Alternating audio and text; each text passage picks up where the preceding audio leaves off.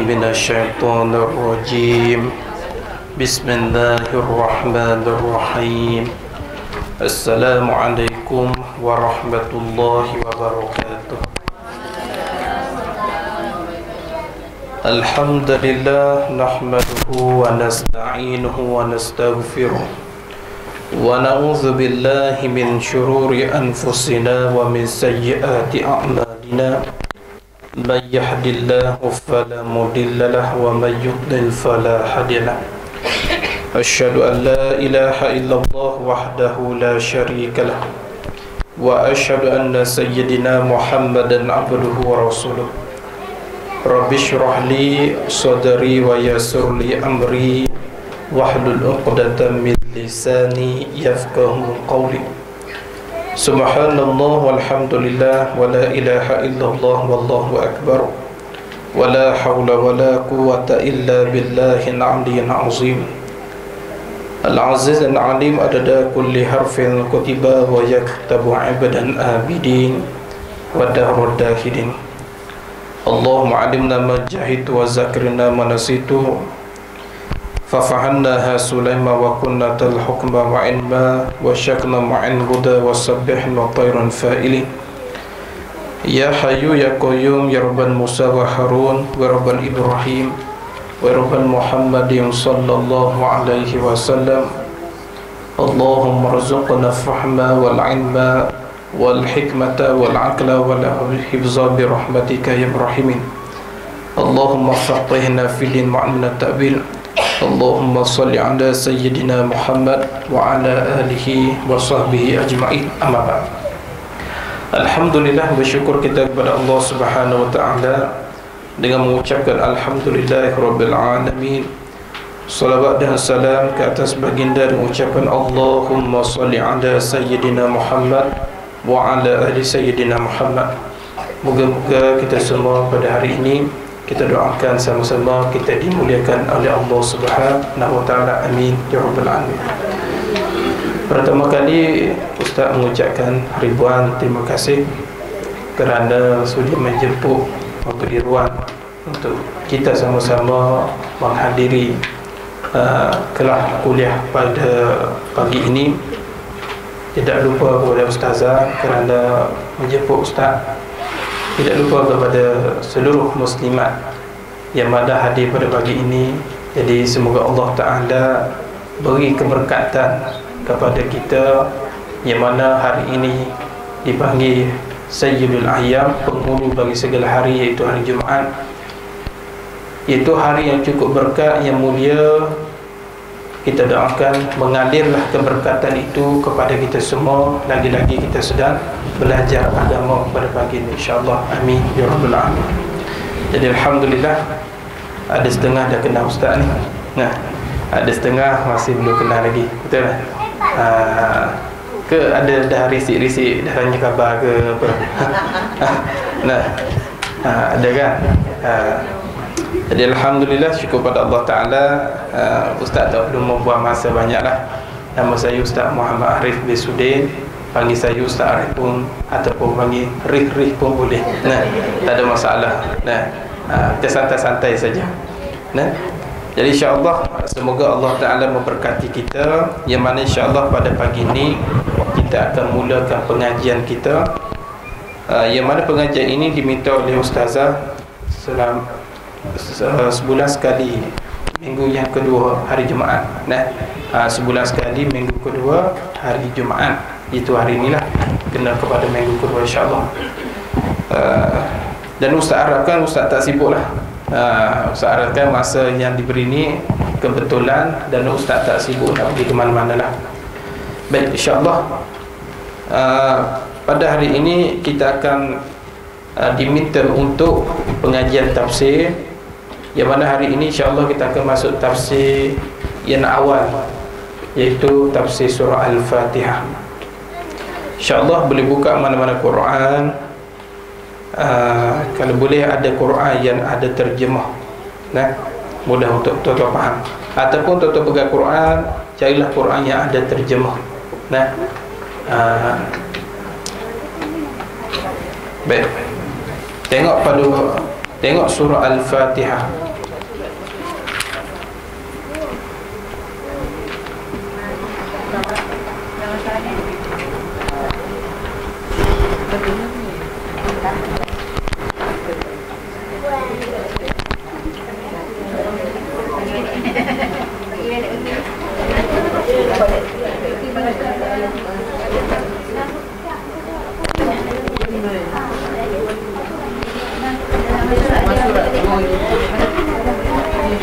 Okey, baik. Boleh? Semua buku nak buka surah Al-Fatihah. Baik, insya-Allah kita baca sedikitlah. A'udzu billahi minasy syaithanir rajim. Semua baca.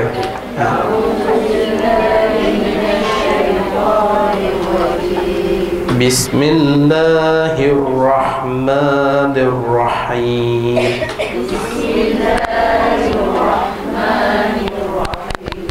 Alhamdulillahi rabbil alamin.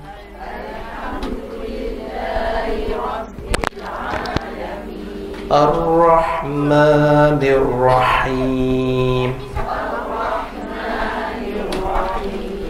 Maliki yaumiddin. Iyyaka na'budu wa iyyaka nasta'in.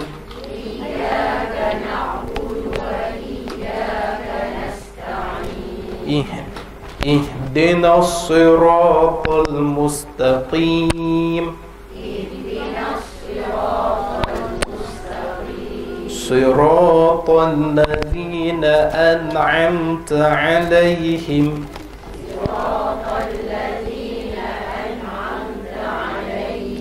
Ghairil maghdubi 'alaihim waladdallin.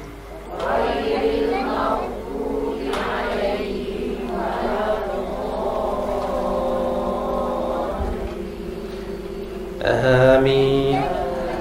Okey, baik.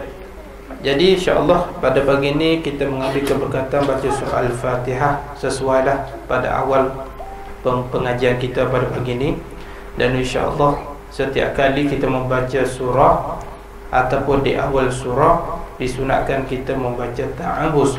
A'udzubillahi minasyaitonir rajim. Sebelum daripada tu baca dulu ta'awuz ni. Untuk apa? Kerana sebelum kita baca Al-Quran disunatkan hukumnya. Disunatkan kita mengucap a'udzubillahi minasyaitonir rajim. Kerana di dalam Quran disebut di dalam surah An-Nahl. Dalam Quran disebut dalam surah An-Nahl ayat 39, yang mana Allah Ta'ala berpesan. Allah Ta'ala kata apa dia? A'udzubillahi minasyaitonir rajim. A'udzubillahi minasyaitonir rajim. Fa idza qara'tul Qur'an fasta'idzu billahi minasyaitonir rajim. Sekali lagi. A'udzubillahi minasyaitonir rajim. Fa idza qara'tul Qur'an fasta'idzu billahi minasyaitonir rajim. Allah Ta'ala kata di Quran apa dia? Apabila kamu hendak baca Quran, maka mintalah berlindung daripada Allah Ta'ala, daripada syaitan yang direjam. Ya, benda ni Allah suruh. Allah suruh. Faham dulu. Maka oleh kerana itulah maka hendaklah kita membaca ta'awuz apabila nak membaca Al-Quran. Lebih-lebih lagi kalau kita nak baca Quran di tengah-tengah ayat. Contoh kita nak ambil bacaan di tengah ayat, kita hendaklah ambil di tengah ayat itu sebelum baca Quran. Kita baca ta'awuz dulu. A'udzubillahi minasyaitonir rajim. Barulah kita kata kita kata surah apa? Allahu Akbar. Ambil pertengahan surah. Dia ada beberapa kaedah baca ta'awuz. Kalau di awal surah kita baca ta'awuz dulu. A'udzubillahi minasyaitonir rajim. Bismillahirrahmanirrahim. Itu jikalau di awal surah baca ta'awuz dulu baru baca bismillah. Tapi kalulah di tengah-tengah surah, di tengah-tengah surah kita baca ta'awuz dulu, tak perlu membaca bismillah. a'udzubillahi minasyaitonirrajim, ihdinas siratal mustaqim. Itu jika kita nak sambung lah. Contoh surah Al-Baqarah kita dah baca banyak dah, kita nak sambung balik, maka kita sunat baca ta'awuz. Benda ni disuruh. Pasal apa dia baca ta'awuz? Kerana syaitan ni dia cukup jahat. Inna syaitana lakum adu fattakhidhu aduwan. Sesungguhnya syaitan itu musuh kamu, dan jadikanlah syaitan itu sebagai musuh kita. Jangan kita ambil syaitan sebagai kawan kita, rosak kita nanti. Jadi sebab tu kita kena sentiasa minta berlindung dengan Allah. Syaitan dia akan lari, a'udzubillahi minasyaitonirrajim, dia akan lari. Nah, ataupun kita azan Allahu akbar, Allahu akbar, syaitan lari. Dalam hadis riwayat kata syaitan akan lari sampai terkentuk-kentuk ni. Tu. Jadi syaitan ni benda yang cukup jahat. Dia syaitan, jahatnya syaitan ni, dia ibarat seperti serigala berbulu. Jahat dia. Serigala, perangai dia, kalau nampak musuh dia, dia akan kejar sampai dapat. Itu syaitan. Syaitan ni dia akan tengok manusia, dia akan kejar, nak goda manusia sampai dapat, sehingga manusia tak keluar daripada jalan yang lurus. Itu janji syaitan. Pasal apa syaitan nak ganggu kita ni? Pasal syaitan ni dia dah berjanji dengan Allah Ta'ala, yang mana disebabkan dia dihukum keluar daripada syurga, dia tak mahu sujud pada Nabi Adam, maka Allah Ta'ala laknat dia. Disebabkan itulah, wahai Allah, aku berjanji, kata syaitan, aku akan goda manusia daripada jalan yang lurus.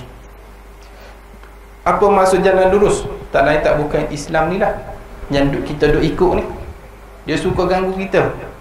Sebab tu orang Islam masuk hutan, kena histeria, kena ganggu, tiba-tiba menepik dah.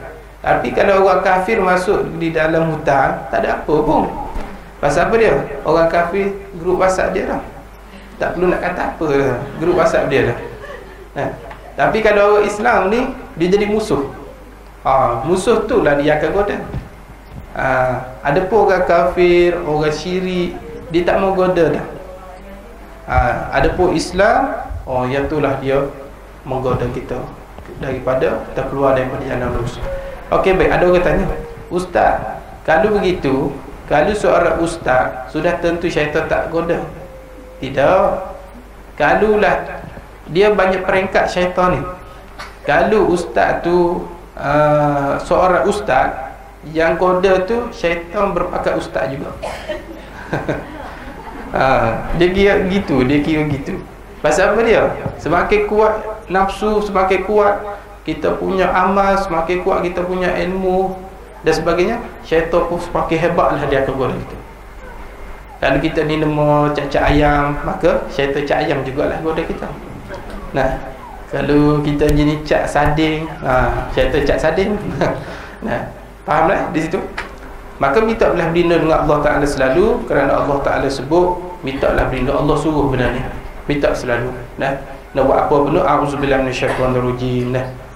Bismillahirrahmanirrahim. Tiap-tiap hari nak benda baik, ta'awuz, minta berlindung dengan Allah. Baik, kita masuk surah Al-Fatihah. Al-Fatihah ni dipanggil pembukaan. Contoh Fathul Mekah, pembukaan kota Mekah.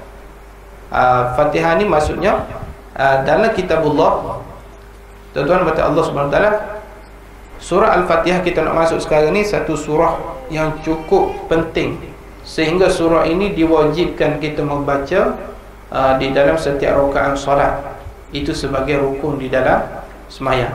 Boleh tak kita sembahyang tak baca surah Fatihah? Tak boleh. Sah ke tidak? Tidak sah. Nak kata hebat je surah Fatihah sehingga diwajibkan baca di dalam solat. Jadi ini adalah salah satu daripada surah-surah yang diturun daripada Allah SWT melalui Al-Quran. Jadi Al-Quran dipanggil kitabullah. Kita kena faham dulu, sebelum kita bahas Al-Quran, sebenarnya Allah Ta'ala buat turun kitabullah ni banyak. Bukan hanya Quran saja dipanggil kitabullah. Banyak kitab Allah ni diturun daripada Allah SWT. Asalnya dinamakan suhuf ataupun helayah-helayah. Dia tak turun sebiji kitab, tapi dia turun sikit-sikit. Asalnya begitu. Bermula daripada kitab yang diturun daripada langit semuanya sebanyak 104 buah kitab. Tu banyak. Semua kitab yang diturun oleh Allah sebanyak 104 buah kitab. Bukan 4 kitab je kita faham, tapi 104 buah kitab. Dia faham tak? Diturunkan pada Nabi Isa AS. Kita kira daripada 104 buah ni, di mananya 104 buah ni? Okey, yang pertama, kitab diturun kepada Nabi Isa sebanyak 30 kitab. Diturun pula kepada Nabi Idris 30 kitab. Di mana? Diturun pula kepada Nabi Ibrahim 10 kitab. Berapa dah? 30, 60, 70. Kemudian dinamakan sekalian tu, dinama sekalian tu orang panggil kitab suhuf Helayah-Helayah. Kemudian diturunkan lagi 4 buah kitab. Minta maaf, ada satu tertinggal lagi 30 kitab tu. Ustaz terlupa. Siapa ni? Nabi Musa sebelum turun Taurat ke? 30 kitab. Ustaz dah lupa dah. 30 kitab lagi. Kemudian diturunkan pula kepada Nabi Musa AS sebelum daripada turun kitab Taurat sebanyak 10 buah kitab.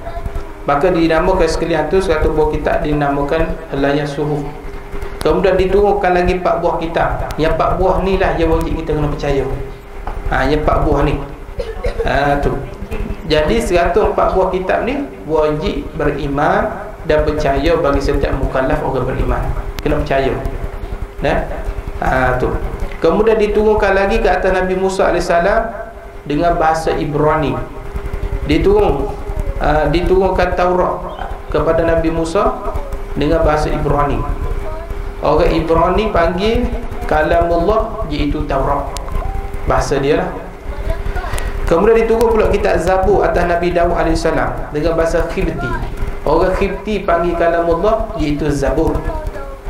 Dia faham tak? Kemudian diturun pula kitab Injil kepada Nabi Isa AS dengan bahasa Syriani. Syriani panggil kalamullah, iaitu Injil. Maka semua 4 kitab tadi, Taurat, Injil, Zabur, dan satu lagi Al-Quran, diturun kepada Nabi Muhammad dengan bahasa Arab. Jadi semua 4 kitab ni semua dipanggil kalamullah, semua daripada Allah Ta'ala. Kita wajib kena beriman dan percaya 4 kitab ni. Cuma kita kena ikut satu kitab saja, iaitu Al-Quran saja. Pasal kita umat Nabi Muhammad, kita boleh ikut Al-Quran, tapi tak boleh ikutlah yang 4 kitab tadi. Tak boleh. Kita kena ikut Quran saja.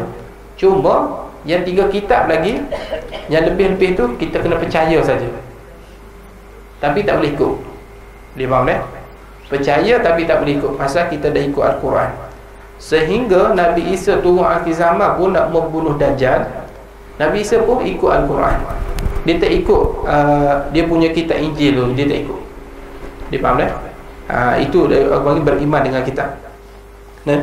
Jadi Al-Quran ni diguna di dalam bahasa Arab. Dan bahasa Arab ni, ibu-ibu dalam mata Allah Ta'ala, bahasa yang tertua lah. Orang pernah curi bahasa Arab ni. Lagi-lagi kita bahasa Melayu ni banyak curi bahasa Arab. Dan banyak juga negara-negara lain curi bahasa Arab. Ni sebenarnya kita orang Melayu ni kaya dengan bahasa sebenarnya. Kaya dengan bahasa. Kalau kita kaji betul-betul bahasa Melayu kita ni, antara bahasa yang mudah untuk dipelajari di dalam dunia. Mudah nak belajar bahasa Melayu. Sebab tu Bangladesh datang sini, abang pergi mana mau? Tak apalah. Maksudnya pada tersilap susun ayat tu, jadi kita faham. Bila ditanya berapa lama belajar, tak lama, berapa bulan saja dia kata. Maksudnya bahasa Melayu ni bahasa yang mudah untuk kita faham. Jadi bahasa Arab ni bahasa yang paling mulia. Kerana apa kita muliakan Arab? Kerana 3 benda. Yang pertama, Arab ni ialah bangsa keturunan Nabi sallallahu alaihi wasallam. Bahasa keturunan. Dan kedua, kitab yang diturunkan dalam bahasa Arab, itu Al-Quran. Yang ketiga, bahasa Arab ni ialah bahasa ahli syurga. Dan Nabi Adam AS pun berbicara dengan bahasa Arab. Nanti ahli syurga, nanti kita masuk syurga insya-Allah, kita akan bercakap dalam bahasa Arab. Ustaz, saya tak belajar Arab ni macam mana? Tak apa tuan. Nah, ibu-ibu rahmati Allah, tak perlu ibu belajar apa semua, masuk dalam syurga. Nah, Assalamualaikum, Al-Fatihah. Nah, qul ya ayyuhal kafirun. Arab lah tu. Nah. Nah, tak perlu belajar pasal dalam syurga ni apa dia. Dalam syurga ni semua jadi automatik. Tak perlu nak manual. Hari ni manual, nak belajar bahasa Arab kena belajar dulu dah. Ni. Jadi semua kitab yang diturunkan tadi semua membicarakan tentang hukum hakam. Dalam kitab tu membicarakan tentang kisah-kisah umat terdahulu. Dalam kitab tu membicarakan tentang janji-janji Tuhan. Kalau buat baik balasan apa? Kalau buat jahat balasan apa? Allah Ta'ala cerita juga nasihat-nasihat. Dan Allah cerita dalam Quran ancaman-ancaman. Dan Allah cerita tentang kisah dahulu, kisah sekarang, dan kisah yang akan datang. Contoh nak berlaku kiamat, Allah cerita siksa kubur, Allah cerita macam-macam lah. Semua disebut di dalam Quran. Kenapa? Kerana nak menggalakkan kita beramal. Sebab itulah kalau kita ambil Quran sebagai panduan hidup kita akan jadi tenang. Semua dalam Quran dah sebut dah untuk aturan hidup manusia. Kalau betul-betul kita nak hidup tenang, hidup yang berkualiti, hidup orang yang betul-betul beriman, ambil Quran balik. Kalau kita hidup stres, ada masalah hidup, ambil Quran, rujuk balik. Quran sudah tunjuk cara hidup. Cuma kita saja tak menjadikan Quran sebagai panduan hidup. Sehingga Quran kata hudan linnas, Quran ini sebagai petunjuk bagi manusia. Kenapa manusia tak ambil petunjuk ni? Petunjuk dah ada, cuma kita tak ambil dia.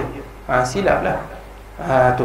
Betul orang kata nak healing, perkataan budak zaman sekarang lah. Healing siapa pagi, oh no. Nak healing. Tapi budak sekarang dia nak healing, tapi salah cara dia nak healing tu. Dia pergi minum arak, judi, pesta sana sini, mabuk sana sini. Kononnya nak healing, nak tenang hidup. Tidak, cuba ambil Quran, baru kita healing yang sebenar. Kita rasa tenang dalam hidup. Semua dalam Quran sudah ada dah. Jadi wajib kita kena percaya dan beriman seluruh kitab yang diturunkan oleh Allah Subhanahu Wa Taala. Beriman apa dia? Beriman ni kita yakin sungguh-sungguh segala perkataan yang disebut dalam Quran di dalam kitab yang Allah Taala sebut tadi. Wajib yakin 100%. Sebab itu kata ulama, kalau kita tolak satu ayat Quran ataupun satu huruf daripada Quran, boleh jatuh kufur. Ta'auzubillah, jangan main-main. Walaupun satu huruf, bukan satu ayat, satu huruf kita tolak, kita tak yakin. Kita mesti kena yakin 100% apa yang Allah Ta'ala buat tu. Bila sebut Quran, semua yang sahih. Tak ada bid'ah, tak ada maudhu', semua sahih. Faham? Tu. Jadi antara banyak-banyak kitab yang diturunkan, kitab manakah yang masih tinggal keaslian dia? Iaitu Al-Quran sahaja. Adapun kitab Taurat, Injil, Zabur sudah diubah oleh tangan yang tidak bertanggungjawab. Tu kerana apa dia? Kerana ramai orang-orang telah mengubah kitab mereka jadi yang betul jadi tak betul. Sepatutnya dia kitab yang asal mengharamkan, tapi dia menghalalkan benda yang diharamkan. Yang betul-betul asli ialah Al-Quran saja. Sebab tu antara mukjizat Nabi Al-Quran. Orang cuba nak ubah Quran, takkan dapat. Orang putih nak cuba Quran, orang kafir nak cuba Al-Quran, seperti mana yang telah berlaku. Biasa ustaz sebut seperti Musallamah Al-Kazam, satu orang yang jahat pada zaman Rasulullah, cuba nak tiru Quran. Yang mana mereka ini cuba nak ubah Quran. Contoh seperti surah Al-Fil. Dia nak buat versi dia sendiri. Dia kata apa dia? Sepatutnya surah Al-Fil ni sedap bunyinya, tapi dia buat versi dia. Kononnya nak buat cara dia sendiri. Musallamah baca Al-Fil, wa mal fil, wa ma adraka mal fil, lahul mulku tawil, lahu kurmutul tawil, wa lahu zain. Itu kata Musallamah. Gajah. Apakah itu gajah? Dia tanya kita, apa itu gajah? Gajah itu dia punya belalai panjang dan dia ada ekor. Baik tak baca cerita kalau nak tu ayat Quran cerita pasal gajah. Nah, budak darjah 1 pun dia tahu ini gajah, betul tak? Surah Al-Fil bukan nak cerita pasal gajah saja, iaitu tentang serang kota Mekah, Abraha dan sebagainya. Tu rupanya ada tangan jahat cuba nak ubah Al-Quran dah. Jadi Al-Quran ni tuan-tuan Allah, ubahlah macam mana pun, kalau kita ubah sikit bunyinya jadi tak sedap. Contoh kita kata Alhamdulillahi Rabbil Alamin. Kita ubah Alami Rabbi Alhamdulillah. Pelik sungguh, macam kapal pecah bunyinya.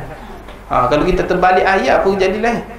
Mudah kita nak faham. Kalau betul bacaan kita mengikut tajwid, hakrah huruf dan sebagainya, automatik bacaan kita jadi sedap, walaupun suara kita tak sedap. Dengan syarat bacaan kita betul, automatik jadi sedap. Ada orang tanya, ustaz macam mana nak sedap baca Quran? Guru saya kata nak baca Quran tak perlu nak lengguk lagu-lagu lebih-lebih, baca ikut tajwid saja, biar betul bacaan, automatik sedap. Tu masalah yang tak sedap macam kapal pecah ni apa dia? Pasal kita baca ikut dan saja, dan tak ikut tajwid saja. Yang tu jadi masalah. Faham itu jadi masalah. Jadi Al-Quran 30 juzuk ni, Al-Quran dia ada 30 juzuk. Jadi kita kena beriman. Allah tak, sebenarnya Quran bukan turun dalam bentuk juzuk-juzuk. Quran ni diturun layahlah sikit-sikit. Kenapa dibuat juzuk pertama, juzuk kedua? Kerana nak memudahkan kita, satu nak belajar, yang kedua mudah kita nak baca. Bila kita kata okey surah apa ni, surah Yasin duduk di juzuk berapa? Juzuk sekian. Kita pun ingat juzuk sekian. Jadi sebenarnya juzuk ni nak memudahkan kita belajar. Sebab tu dibuat 30 juzuk. Dan juga juzuk ni dibuat kerana nak mudah kita menghafal. Okey, kita hafal dulu satu juzuk pertama, kita pun hafal dulu, kasih habis, hafal pula juzuk kedua. Itu cara nak menghafal. Baik. Surah Al-Fatihah ni ialah surah yang pertama disebut dalam Quran. Betul. Kita buka Quran, tengok-tengok surah Fatihah ayat pertama. Yang pertama ni mengikut susunan Al-Quran. Bukan pertama diturunkan, tetapi pertama mengikut susunan yang diturunkan. Bila buka saja nampak surah Fatihah. Dia bukan yang pertama daripada sudut penurunan. Ambil dulu tu. Jadi pada asalnya zaman Rasulullah, Quran ini belum dituliskan lagi, belum dibukukan lagi. Naik zaman Abu Bakar As-Siddiq pun belum dibukukan lagi. Lepas tu naik khalifah yang ketiga, iaitu Sayyidina Uthman. Barulah Sayyidina Uthman bin Affan radhiyallahu anhu, barulah dituliskan Al-Quran. Maka tuan-tuan kata Allah SWT, maka sebab itulah dipanggil Quran Al-Uthmani. Biasa dipanggil Al-Quran Al-Uthmani. Kerana pada zaman Sayyidina Uthman lah dia panggil habis sahabat Nabi yang senior-senior, yang dah lama-lama ni, yang penghafal Quran, dia ambil kumpul sama-sama, dibukukan Al-Quran. Jadi zaman Rasulullah Quran tak ada lagi dalam bentuk dibukukan. Kalau begitu, kalau Wahabi kata ini bid'ah, itu bid'ah, kalau betul nak kata bid'ah, Quran pun bid'ah juga. Zaman Rasulullah mana ada Quran? Dia ada pada zaman sahabat. Tu. Inilah punyalah tak cerdik golongan Wahabi ni, dia tuduh macam-macam, serba-serbi nak kata bid'ah. Okey, baik, kata Quran tu bid'ah.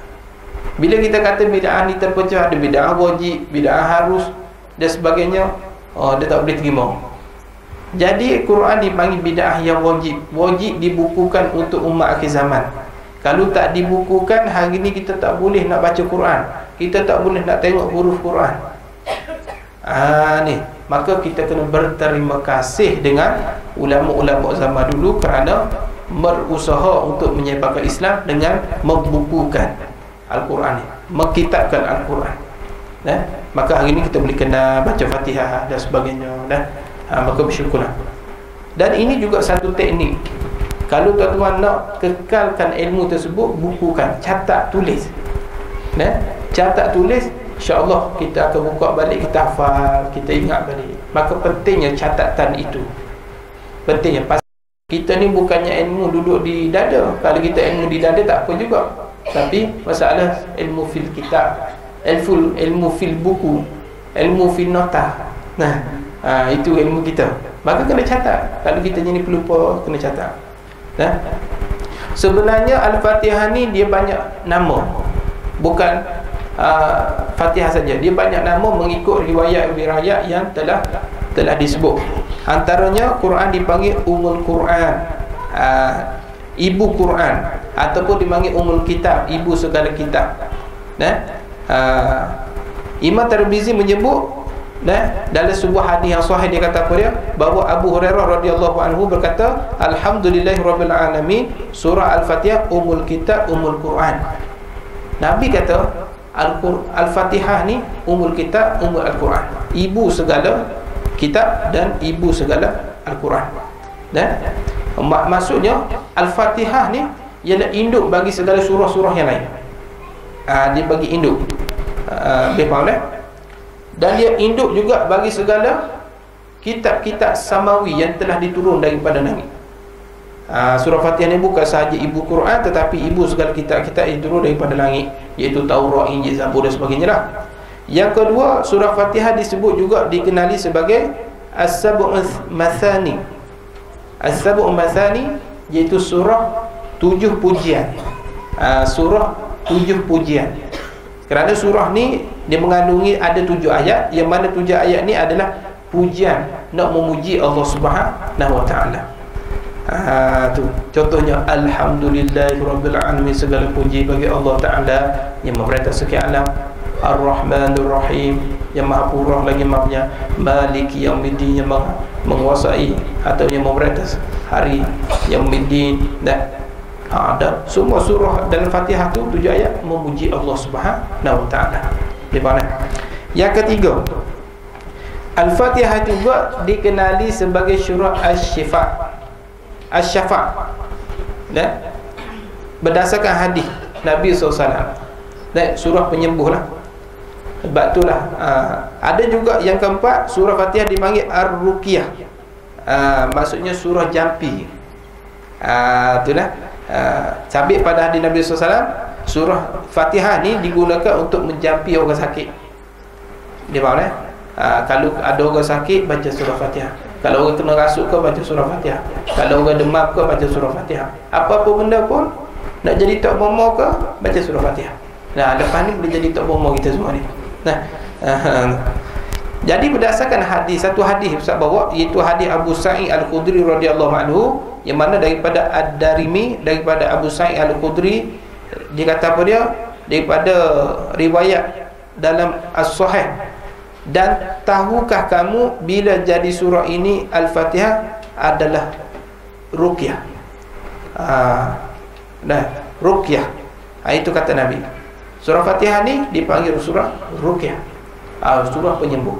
Sebab itulah kalau anak kita demam ke, cuba kita amalkan, letak tangan atas dahi dia, baca Bismillahirrahmanirrahim, Alhamdulillahirabbil alamin, baca surah Fatihah.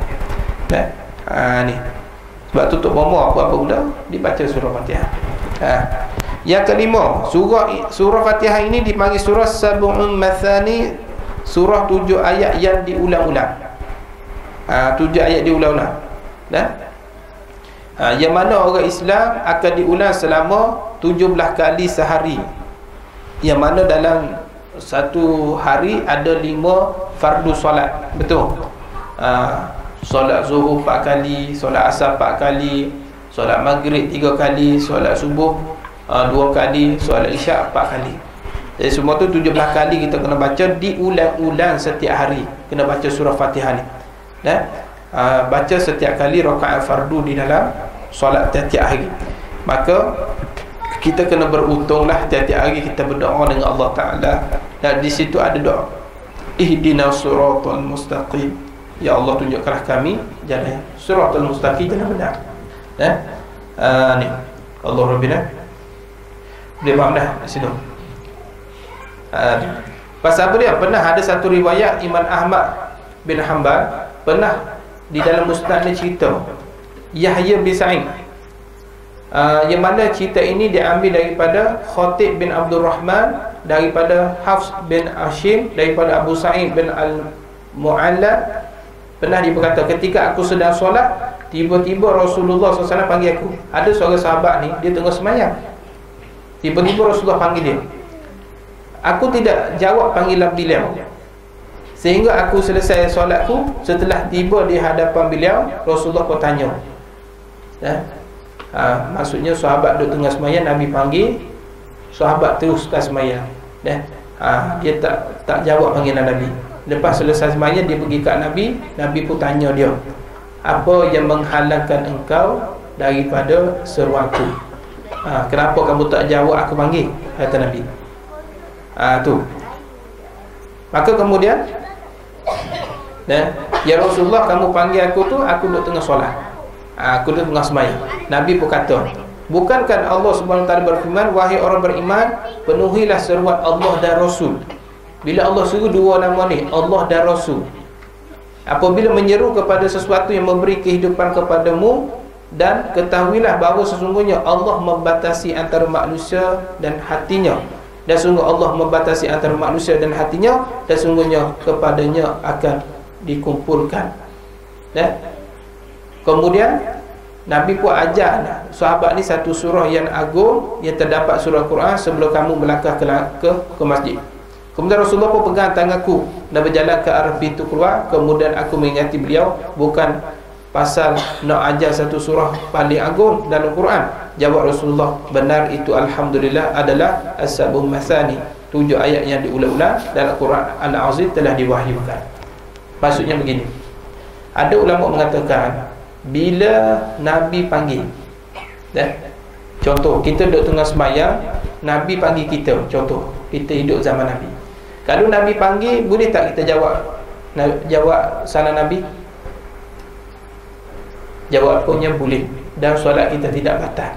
Dua seruan ni, seruan Allah dengan seruan Nabi, kalau kita jawab, tak membatalkan solat kita. Pasal tu Nabi dia faham kalau orang biasa batal semayang. Baik, itu satu. Yang kedua, Nabi pun ajar sahabat, yang mana Nabi kata Alhamdulillahirabbil alamin, As-Sab'ul Mathani, 7 ayat yang diulang-ulang. Nak beritahu kepada kita, Fatihah ni ayat yang sentiasa diulang-ulang. Yang ketujuh, Al-Fatihah dipanggil surah As-Salah. Yang keenam tadi, yang ketujuh, Al-Fatihah dipanggil surah Al-Kafiyah, surah yang memadai. Yang ke-8 Ustaz sebut sajalah, yang mana yang ke-8 banyak lagi lah kata ulama nama-nama surah Al-Fatihah ni. Ustaz tak boleh nak sebut satu-satu lah, takut basikan masa. Baik, kata ulama, yang mana surah Al-Fatihah ni diturunkan tujuan apa? Ada ulama mengatakan menceritakan tentang tauhid. Adalah ayat Quran ni, banyak dalam ayat Quran dan sebagainya disebut lebih kurang 6,000 ayat lebih menceritakan tentang tauhid, orang beriman kepada Allah, mesti mentauhidkan Tuhan dan sebagainya. Dan yang kedua, di dalam dia juga ada wa'du, janji bahagia. Dan janji bahagia. Yang ketiga, dia akan memberi balasan dan sebagainya. Dia faham tu. Dan banyak lagi lah antara kelebihan di dalam mengenai surah Al-Fatihah. Baik, sebelum kita masuk daripada membicara surah Fatihah, di sini Ustaz nak membicarakan dua perbezaan ayat Quran.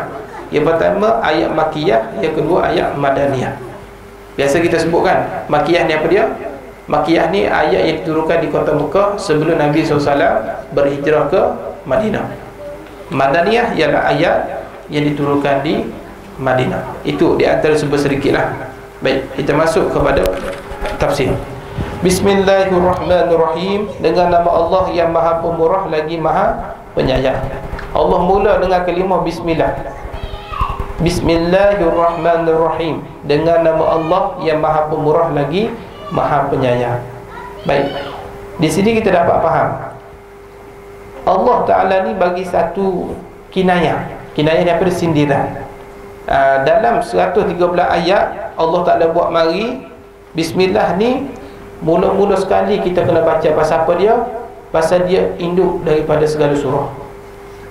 Tu ibarat kita cari kerja lah. Tu. Tak apalah, tu contoh kita nanti. Jadi tuan-tuan Allah, sehingga dalam hadis kullu amri zibanin la yubda fihi bi bismillahirrahmanirrahim fa huwa al-aqta. Setiap pekerjaan yang baik tidak dimulakan dengan bismillah, fa huwa al-aqta qalilun barakah, kurang berkah. Maka oleh itu sehingga hadis mengatakan kalau kita tak mula baca bismillah setiap kali buat benda baik, maka kurang berkat. Nak pakai kasut, kita nak makan, kalau boleh baca bismillah, ada keberkatan di situ. Tu. Jadi lafaz Allah pada bismillah tu, lafaz Allah pada bismillah tu, tu kalimah nak menunjukkan khassa fil lafzi, khassa fi makna. Apa dia? Khas pada lafaz dan khas pada makna. Sebenarnya lafaz kalimah Allah, nama Tuhan ni dia ada banyak. Dalam Asmaul Husna ada berapa? 99. Jadi kalimah Allah ini hanya dipakai untuk zat Allah Subhanahu Wa Taala yang maha kuasa sahaja. Tak boleh dinamakan kepada makhluk.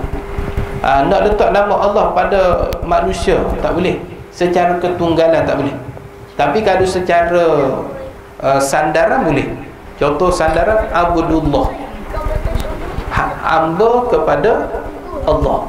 Tapi kalau letak nama anak kita betul-betul Allah bin Muhammad Arif, yang tu tak boleh. Tak boleh. Pasal dia, pasal hukumnya haram hukumnya.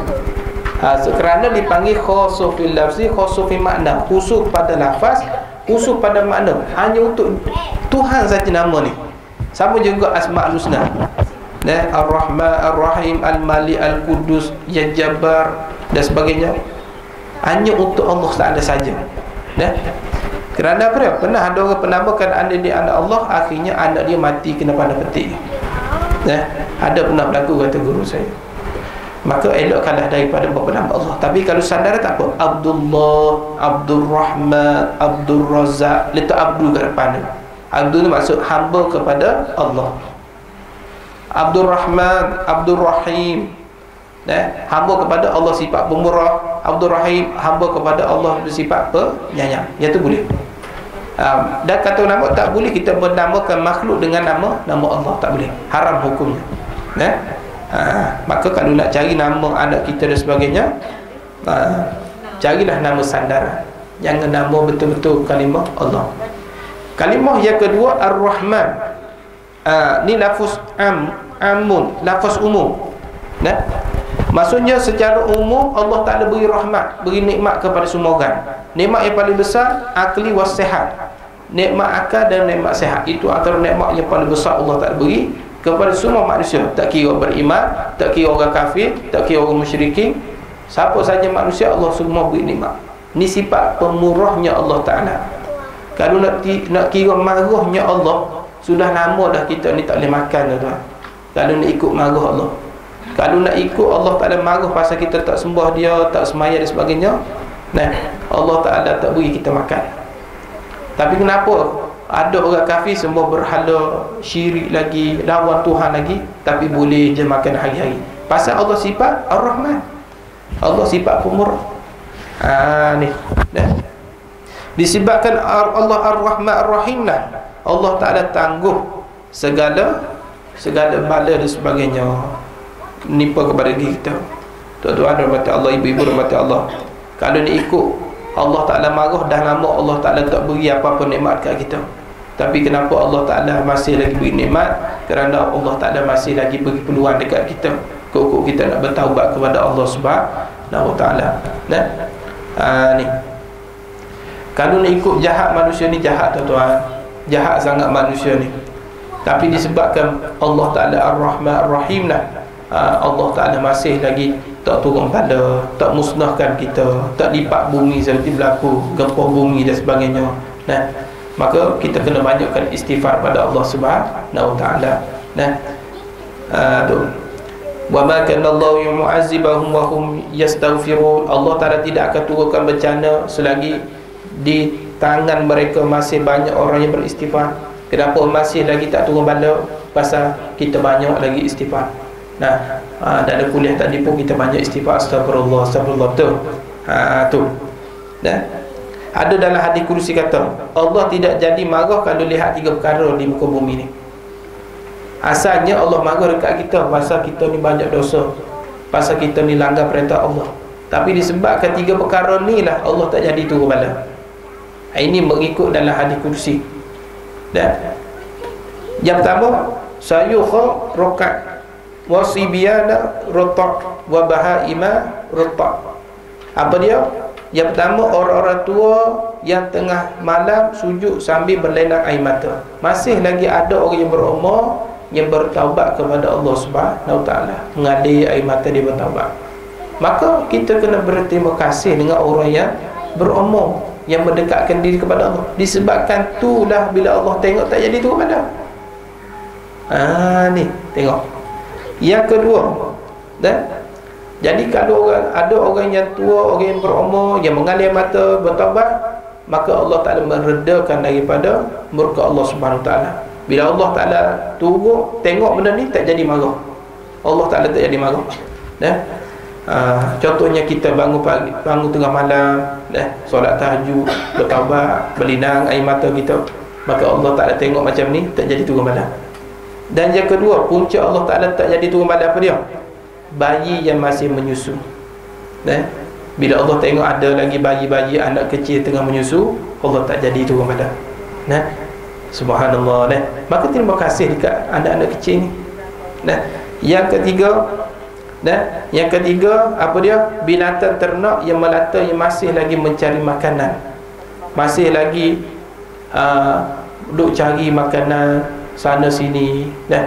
Bila Allah tengok benda ni, Allah tak jadi turun bala. Maka kita masih lagi terjaga daripada bala yang diturun oleh Allah SWT. Ni sebab kenapa Allah Ta'ala masih tak turun bala lagi. Boleh faham dah? Ni terhormat Allah. Itulah murahnya Allah Subhanahu Ta'ala. Kalau ikut bala ni lama dah Allah turun bala. Maka oleh sebab itu Allah ini sifat pemurah. Semua orang boleh dapat. Yang ketiga, dalam surah Fatihah dipanggil Ar-Rahim. Lafaz khusus. Khusus ni lafaz yang khusus, hanya bagi orang beriman saja. Adapun Ar-Rahman, sifat pemurah, semua orang boleh dapat. Kafir dapat, Islam dapat, kufur dapat, semua orang dapat. Tapi Ar-Rahim, kasih sayang Allah ni hanya orang beriman saja. Apa kasih sayang Allah? Iaitu Allah Ta'ala beri kita hidup takwa, dan masa akhirat esok kasihnya Allah beri kita masuk ke dalam syurga. Subhanallah. Ni subhanallah. Boleh faham dah? Itu di sebalik Bismillahirrahmanirrahim. Boleh faham dah? Baik, kita masuk kepada perbahasan ayat pertama. Alhamdulillahi Rabbil Alamin. Alhamdulillahi Rabbil Alamin. Segala puji bagi Allah Subhanahu Wa Ta'ala. Tapi bukan ayat pertama ni, dikira ayat kedua. Betul. Dalam surah Fatihah, mazhab Syafi'i kata apa dia? Bismillahirrahmanirrahim, ayat yang pertama. Ar-Rahman Ar-Rahim, Alhamdulillahi Rabbil Alamin, bagi ayat yang kedua. Adapun mazhab selain Syafi'i, dia tidak wajib baca Bismillahirrahmanirrahim. Tu boleh faham dah? Baik. Ayat yang kedua, Alhamdulillahi Rabbil Alamin, segala puji tertentu bagi Allah SWT, Tuhan yang memelihara dan mentadbir segala alam. Kalau kita faham betul-betul kalimah Alhamdulillah ni, puji-pujian itu kita sedang memuji Allah. Jadi segala puji bagi Allah, ini salah satu puji-pujian. Ini cara kita nak menzahirkan sesuatu sifat yang baik yang dipuji. Sebenarnya dalam mengaji bab tauhid, dia ada 4 jenis puji. Yang pertama, Allah memuji akan diri dia. Allah Ta'ala puji diri dia sendiri. Contoh, ni'mal maula, ni'mal nasir. Sebaik-baik pertolongan ialah pertolonganku, kata Allah Ta'ala. Allah puji diri dia. Yang kedua, Allah memuji bagi makhluk. Contohnya, ni'mal abdu innahu awwamu. Sebaik-baik hamba-Ku ialah banyak bertaubat. Allah puji orang banyak taubat ni. Yang ketiga, makhluk puji Allah. Contohnya, lepas kita dapat nikmat, kita kata apa dia? Alhamdulillahirabbil alamin. Tu. Pagi tadi ada orang belanja nasi, Alhamdulillahirabbil alamin. Maksudnya makhluk puji Allah. Yang keempat, makhluk puji sama makhluk. Contoh, Bila kita tengok kucing tu comel, comelnya kucing ni, kita puji dia, handsome-nya awak, pandainya awak. Makhluk puji sama makhluk.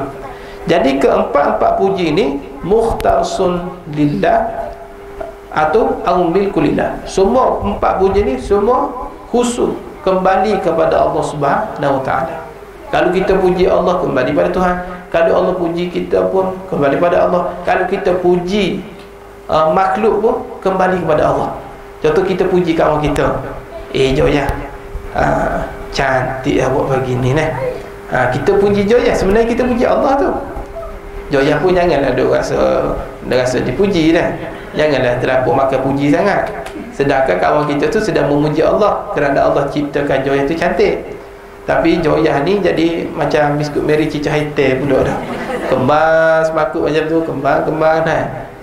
Tu jangan perasan dah. Jadi hakikat sebenarnya kita puji kucing tu, sebenarnya kita puji Allah. Kita puji kawan kita, kita puji Allah. Faham dah? Itu hakikat pujian di bawah kalimah alhamdulillah. Dia faham dah? Subhanallah dah. Sebab tu dalam hati Allah, apa sahaja dapat nikmat kita kata alhamdulillah. Kalau dapat apa-apa sahaja nikmat kata alhamdulillah. Nah, ucapan tu mesti diucap dengan bergerak lidah. Boleh juga ucap dalam hati, boleh, tapi lebih baik ucap dengan lidah, zahir dengan lidah kita. Nah, kita ingat balik jasa-jasa nikmat yang Allah Taala bagi. Nah, cakap puji alhamdulillah. Nah, boleh faham dah? Cakap dengan lidah tapi puji hadir dalam hati. Tu Allah Rabbi.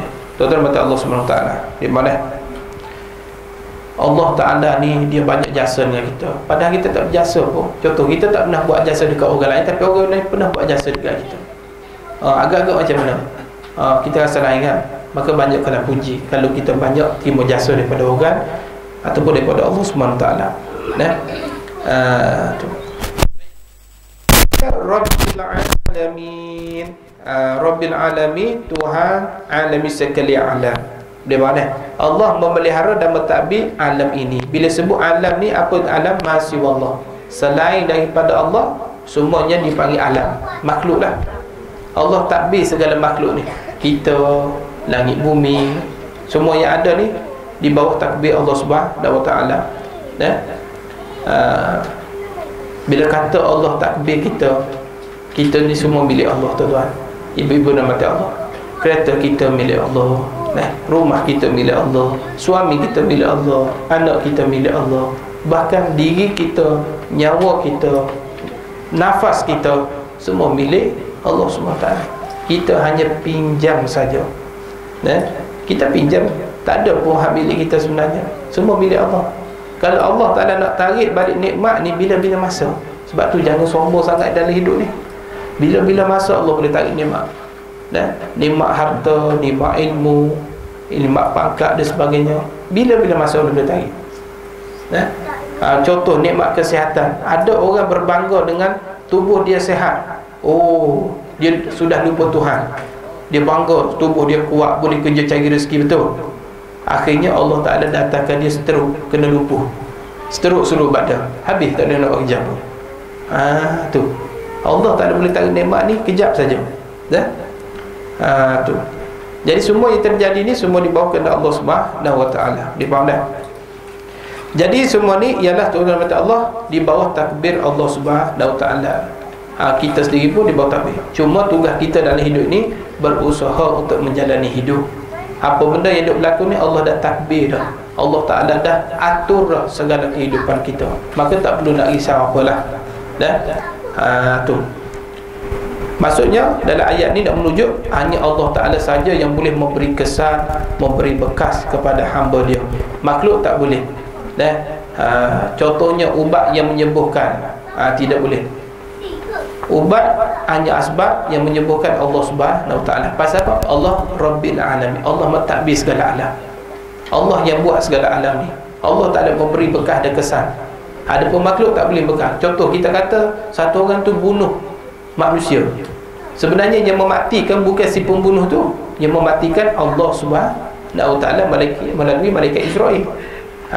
Bukannya Pembunuh tu jadi asbab saja. Pisau yang memutuskan. Bukannya pisau memutuskan, tapi Allah yang memutuskan. Bukan sebab tajam pisau tu. Ada juga pisau yang tajam tak boleh memutuskan. Contoh seperti Nabi Ibrahim, dia nak sembelih anak dia Nabi Ismail. Ketika nak sembelih anak dia tu, tak lut, dia pun balik pisau tu. Ini nak menunjuk pada kita bahawasanya bila Rabbil Alamin, Allah mentadbir sekalian alam, Allah menguasai segala alam, Allah lah yang dapat memberi bekal, kesan dan bekas kepada hamba dia. Makhluk tak boleh buat apa-apa. Kita hanya ikut sahaja takdir Tuhan. Tugas kita hari ini hanya berusaha sahaja untuk menjadi kehidupan. Kesan hanya Allah SWT. Dia faham dah?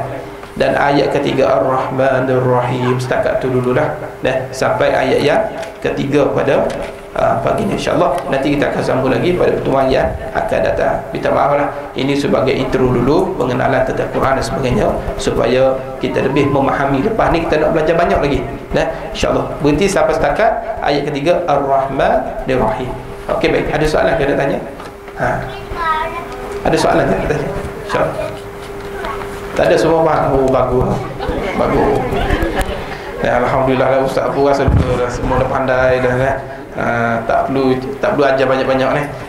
Dah pandai semua ni. Dan insya-Allah kalau ada soalan nanti kumpul minggu depan kita akan bahas. Wallahu taala, setakat dulu insya-Allah kita tahu. A'udzubillahi minasyaitonir rajim. Bismillahirrahmanirrahim.